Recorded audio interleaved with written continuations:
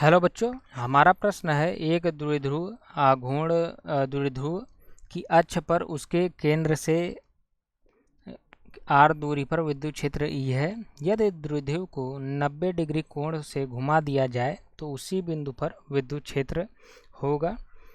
तो चलिए हम इसको देखते हैं। बच्चों, हमसे क्या पूछा है?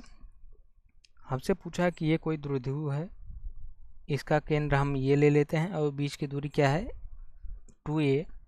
तो हमसे बोल रहा है कि ये r दूरी पर किसी पॉइंट P पर इसका जो है विद्युत क्षेत्र E है। तो इसी सेम निकाय को अगर ये कितनी दूरी है r इसके केंद्र से, ये हमारा हो गया -q, ये हमारा प्लस का q,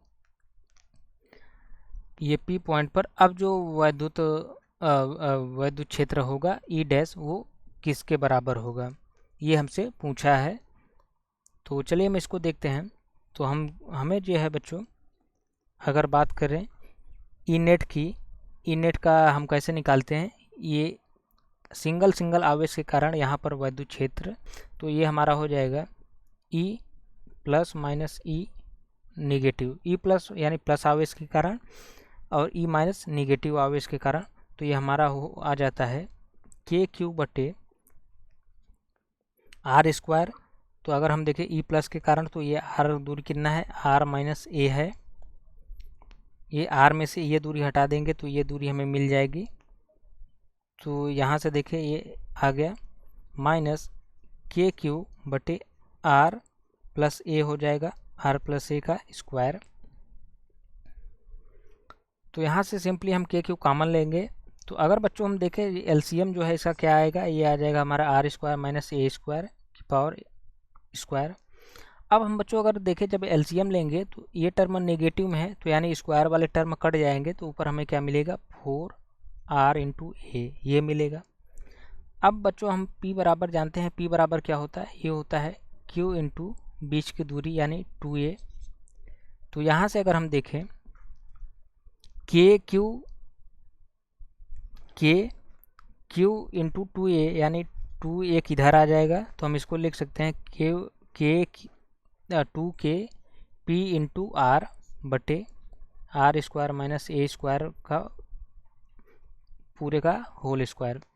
अब चूंकि यहाँ पर जो है R जो है ये बहुत बड़ा होता है किससे, ये A से, यानी A जो है बहुत छोटी दूरी होती है, तो A को हम इग्नोर कर सकते हैं। जब हम A को A बराबर 0 रख देंगे तो यहाँ से हमें जो मान है वो हमें मिल जाएगा A 2K P बटे RQ, ये हमें मान मिल गया E का अच्छे अक्ष पर यानी केंद्र से R दूरी पर, ये हमें मिल जाएगा 2KP बटे RQ। अब हम इसकी बात करें तो इसके कारण जो बल लगेगा इस पर विद्युत क्षेत्र इधर किधर लगेगा, ये इस साइड लगेगा, क्योंकि यहाँ से प्लस आवेश के कारण क्या है प्रतिकर्षण होगा। अब हम बात करें इसके कारण, तो इसके कारण किधर लगेगा, अट्रैक्शन के कारण इधर। तो एक बल एक इधर और इधर, तो इनका रिजल्टेंट जो है कुछ इस दिशा में आएगा। अगर हम देखें ये R है, ये दूरी A है, तो ये दूरी क्या हो जाएगी, ये हो जाएगी A square plus R square का पूरे का √2 √। अब यहाँ से देखें अगर ये क्या है थीटा है, तो ये क्या होगा, ये भी होगा थीटा होगा। तो अगर हम देखें ये थीटा है, तो ये जो है विद्युत क्षेत्र अगर का जब हम जो है घटक में तोड़ेंगे तो ये किधर आएगा E cos थीटा, और इधर कितना आएगा E sin थीटा। सिमिलरली जब हम इसका इधर तोड़ेंगे तो ये हमारा आ जाएगा E sin थीटा, और ये ऊपर एक घटक होगा इसका इधर इस साइड E cos थीटा। अब E sin थीटा के टर्म को देखें तो ये इक्वल और अपोजिट डायरेक्शन में है, तो ये कट जाएंगे। तो E नेट जो है होगा यहाँ पर E नेट होगा 2E cos थीटा। अब अगर हम यहाँ से वैल्यू लिखें E का मान कितना होगा, E का मान होता है बच्चों KQ बटे R स्क्वायर। इसके बीच की दूरी कितनी है, इसके बीच की दूरी है R स्क्वायर, तो ये हमारा हो जाएगा A square plus X square. अब cos थीटा देखें, थीटा ये है आधार बटे कर्ण होता है, तो ये हमारा आ जाएगा A बटे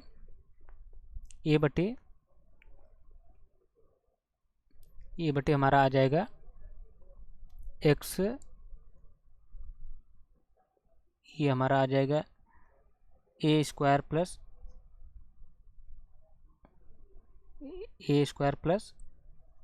एक्स स्क्वायर का अंडर रूट। अब यहाँ से हम देखें,